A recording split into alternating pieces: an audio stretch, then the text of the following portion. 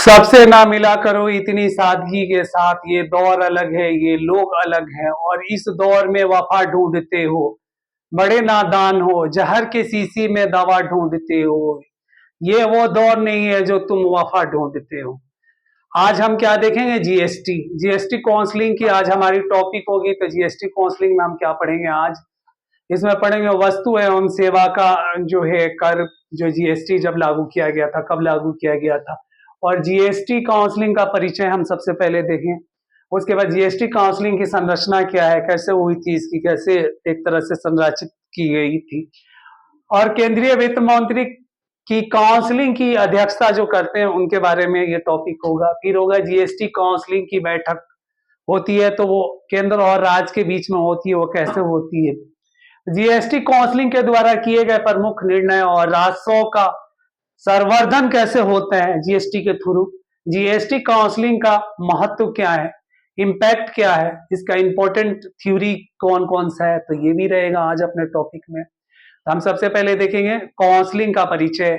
वस्तु एवं सेवा का जीएसटी काउंसलिंग भारतीय संस्था की वो ढांचा है जो एक महत्वपूर्ण संस्था है जिसकी भूमिका देश में एक बहुत अहम है, और यह संबंधित नीतिगत निर्णयों को लेना। और जीएसटी काउंसलिंग भारतीय संविधान के आर्टिकल 279 ए के तहत स्थापित की गई थी, और यह भारत सरकार और राज्य सरकारों का एक संयुक्त निकाय है, आपको ये पता होना चाहिए। और जीएसटी काउंसलिंग का प्रमुख प्रावधान और भूमिका क्या है? यह सुनिश्चित करता है कि पूरे देश में वस्तु और कर सेवा कर प्रणाली को सुचारू रूप से लागू किया जा सके। इसके द्वारा किए जाने वाले सिफारिशों के सभी राज्य और केंद्र सरकारों के बाध्यकारी होता है। यह काउंसलिंग अर्थव्यवस्था को सुधारने और कारोबार को माहौल को सरल बनाने के लिए कार्य करता है। याद रखिएगा ये टॉपिक। जीएसटी काउंसलिंग की संरचना में अहम भूमिका। दूसरा पॉइंट अगर देखेंगे, जीएसटी काउंसलिंग का गठन निम्नलिखित व्यक्तियों के द्वारा किया जाता है। केंद्रीय वित्त मंत्री इसके अध्यक्ष होते हैं। जीएसटी काउंसलिंग के राज्य वित्त मंत्री सदस्य होते हैं, और प्रत्येक राज्य का वित्त मंत्री काउंसलिंग का सदस्य होता है, और केंद्र के जो है आपको वित्त मंत्री होंगे वो अध्यक्ष होंगे। ये याद रखिएगा आप टॉपिक में। तो काउंसलिंग का क्या है? काउंसलिंग जो है, जीएसटी काउंसलिंग जो है का अध्यक्ष जो केंद्र का, जो देश का गृह मंत्री, मतलब जो बोला जाए आपको वित्त मंत्री जो होगा वो अध्यक्ष होगा, और राज्य के जो वित्त मंत्री होंगे वो राज्य के सदस्य होंगे। इसमें याद रखिएगा ये केंद्रीय सरकार का अन्य प्रतिनिधित्व भी इसमें होते हैं। काउंसलिंग में केंद्रीय वित्त मंत्रालय के अन्य अधिकारी भी होते हैं इसमें, जो तकनीकी और नीति संबंध मामलों में काउंसलिंग को सलाह देते हैं कि कौन सा कार्य जो है देश हित के लिए है, और कौन सा जीएसटी में जो अगर कर लगाया जाए, कितना छूट दिया जाए, नहीं दिया जाए, वो हित के लिए कार्य होगा या हित के लिए बाध्यकारी होगा। देश हित की बात कर रहा हूं आपको। तो राज्य सरकार के अधिकारी, राज्य सरकार के प्रमुख अधिकारी की भी काउंसलिंग के निर्णय में सक्रिय रूप से शामिल होते हैं। इन काउंसलिंग को संरचना में केंद्र और राज्य सरकार के ढांचे, मतलब जो एक सामंजस्य की सहयोग और की आवश्यकता होती है। मतलब एक तरफ से सटीक तरीका से दोनों का तालमेल बैठाया जाए। यहाँ पे ये होता है कि एक तरह से जोड़ा जाता है, क्योंकि जीएसटी एक सीमा कर प्रणाली है और दोनों राज्यों के राजस्व का साझा वितरण करती है। देखिए ये क्या है, एक साझा कर प्रणाली है जीएसटी, दो राज्यों के बीच में जो जोड़ता है, केंद्र को और राज्य को जोड़ता है, एक राज्य को दूसरे राज्य से जोड़ता है। आपने किसी वस्तु आप खरीदते हैं आज के दौर में, अगर आप जाते हैं, अभी जो है जीएसटी जब लागू किया गया था, जीएसटी लागू होने के बाद से तो जो है पूरा एक तरीका से आपको मैं बोलूं तो उस वस्तु पे जीएसटी का जो है ना कर लिखा होता है। करों के प्रावधान में कितना छूट होगा, नहीं होगा, वस्तु पे कितना कर लगाया जाए, नहीं लगाया जाए, ये केंद्र सरकार जो है ना, केंद्र के वित्त मंत्री निर्धारित करते हैं अपने टीम के द्वारा। समझ गए? जीएसटी काउंसलिंग के निम्नलिखित कार्य हैं। पहला अगर इसमें हम देखेंगे तो जीएसटी द्वारा करों का निर्धारण, काउंसलिंग विभिन्न वस्तुओं और सेवकों के लिए उपभुक्त जीएसटी दरों का निर्धारण करती है, और काउंसलिंग ये भी तय करती है कि कौन सी वस्तु और सेवा जीएसटी के किस स्लैब में आएगी। याद रखिएगा, यह प्रक्रिया व्यापारिक निर्माताओं और उपभोक्ताओं के लिए समान और उचित दरों को सुनिश्चित करती है। समझ गए, उच्च दर कितना इसका दर होगा और नहीं होगा, कितना इस पे जीएसटी लगेगा नहीं लगेगा, इसका निर्धारण किया जाता है। जीएसटी के नीति और नियमों में बदलाव। काउंसलिंग समय समय पर जीएसटी कानून और नियमों में बदलाव करती है।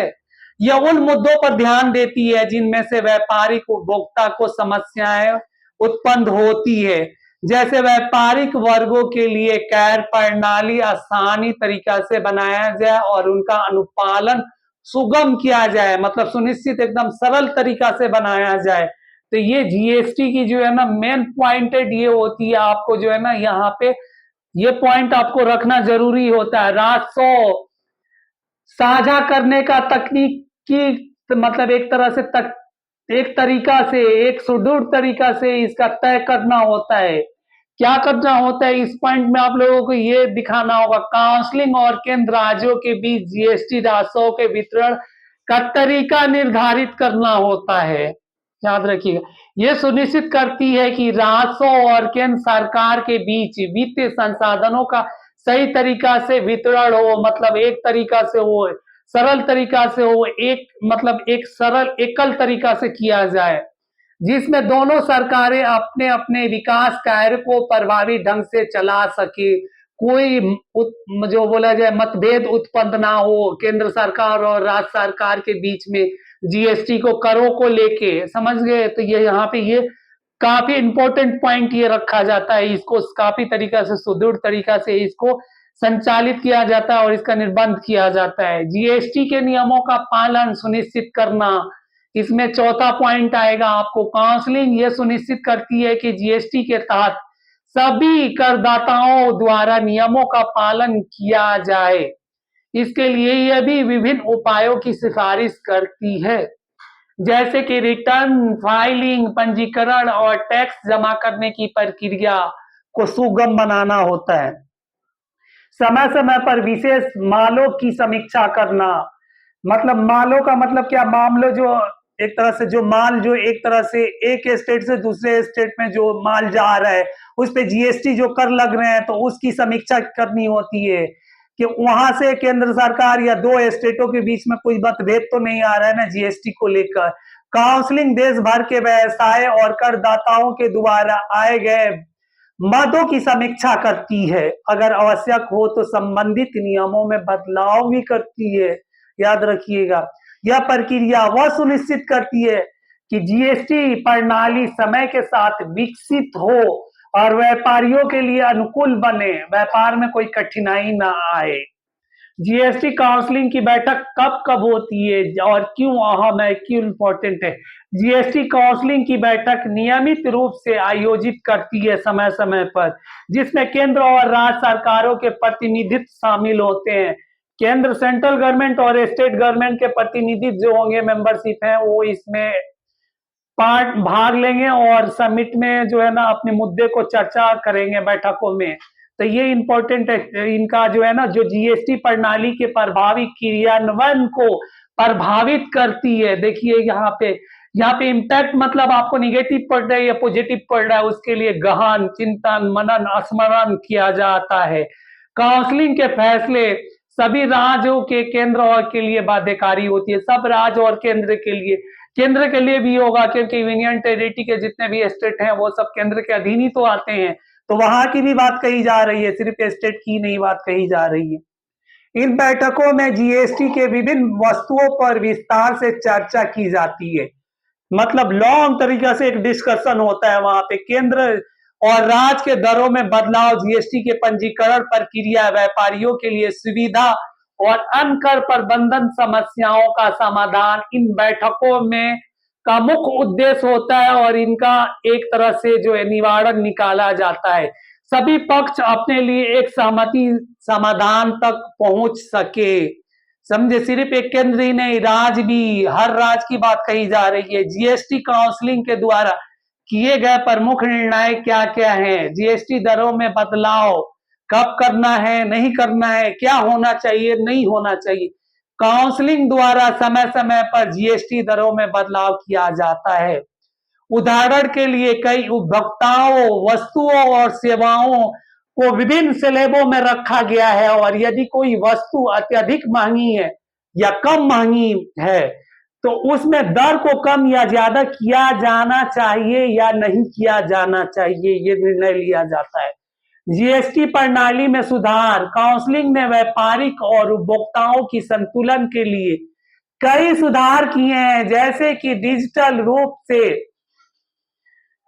रूप से जो तो किया ही गया, इसके साथ में जो है ना रिटर्न फाइलिंग को भी अधिक सरल बनाया गया है। पंजीकृत के द्वारा प्रक्रिया को छूट देना और छोटा व्यवसाय को राहत देने के लिए विशेष उपाय लागू करना होता है। याद रखिएगा। अब इसमें आगे हम देखेंगे जीएसटी काउंसलिंग का वितरण और विश्लेषण, कि इसका वितरण और विश्लेषण कैसे होता है। वितरण मतलब जो है ना एक जगह से दूसरा जगह भेजना, डिस्ट्रीब्यूट करना, तो वो चीजें इसमें सबसे ज्यादा इंपॉर्टेंट होती है। राजस्व का संवर्धन, मतलब राजस्व मतलब जो है ना आपको बोला जाए एक तरीका से हो पूरा केंद्र और राज्य का जो कर है तो इकट्ठा एक नियमित रूप से लागू हो, कहीं डिफरेंट हर राज्य का अलग अलग ना हो। काउंसलिंग ने ऐसे कदम उठाए हैं कि जिसमें राज्यों को अधिक राजस्व प्राप्त हो सके, जैसे कि विशेष प्रकार के माल पर उच्चतम दरों को लागू करना और कई क्षेत्रों में टैक्स कटौती की सिफारिश करना। जीएसटी काउंसलिंग का महत्व संघीय संतुलन बनाए रखना होता है। जीएसटी काउंसलिंग केंद्र और राज्य सरकारों के बीच वित्तीय संतुलन बनाए रखती है।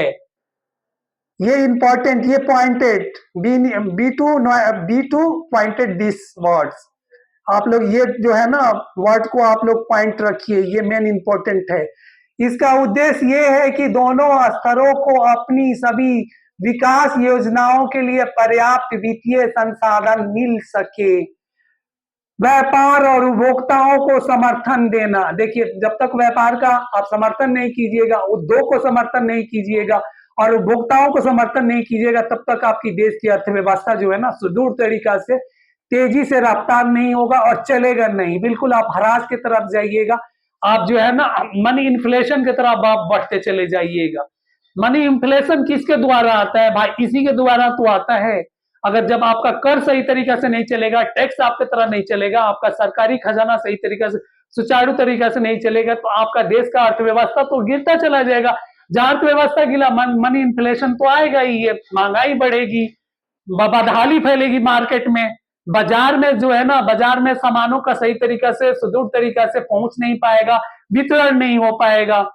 तो समझ गए आप? तो ये चीजें जो है ना ये पॉइंट आपको देखना है। व्यापार को और उद्योग को समर्थन देना है।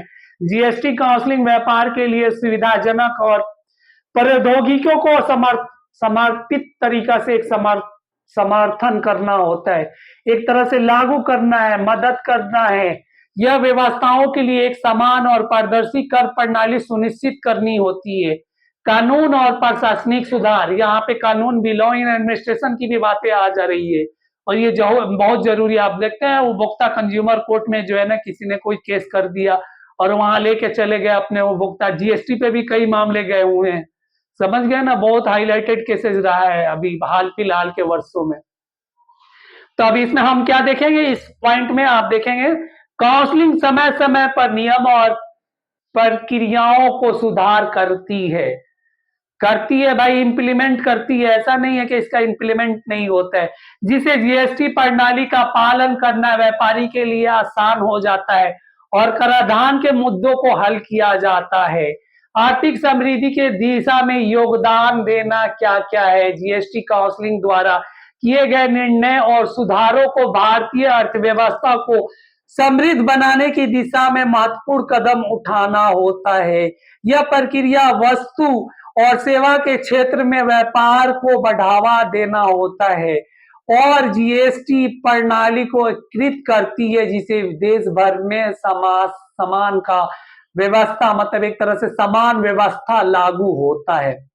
अब हम अगर इसकी लास्ट पॉइंटेड अगर देखेंगे, सबका अगर एक निचोड़ कंक्लूजन अगर हम देखा जाए, निष्कर्ष, जीएसटी काउंसलिंग का महत्व, तो क्या होगा? जीएसटी काउंसलिंग का कार्य भारतीय कर व्यवस्था की सरलता के लिए अत्यंत महत्वपूर्ण है और यह एक ऐसी संस्था है जो केंद्र और राज्य दोनों सरकारों के बीच वित्तीय संस्थाओं को सशक्त बनाती है और साथ ही व्यापारों के लिए एक सरल, पारदर्शिता और न्याय संगत कर प्रणाली लागू करती है। इसके फैसले न केवल करदाताओं के लिए बल्कि अर्थव्यवस्था की समृद्धि के लिए भी महत्वपूर्ण होती है। जीएसटी काउंसलिंग की कार्य प्रणाली और निर्णयों को भारत सरकार कई नियम और कई नए कर प्रणाली के तहत एकीकृत किया है, जिसमें व्यापार और उद्योग में सुधार और गति देखने को मिलता है। और जीएसटी काउंसलिंग बहुत इंपॉर्टेंट है अपनी भारतीय अर्थव्यवस्था में अगर हम देखा जाए तो। और ये राज्य और केंद्र के बीच एक करों का निर्धारण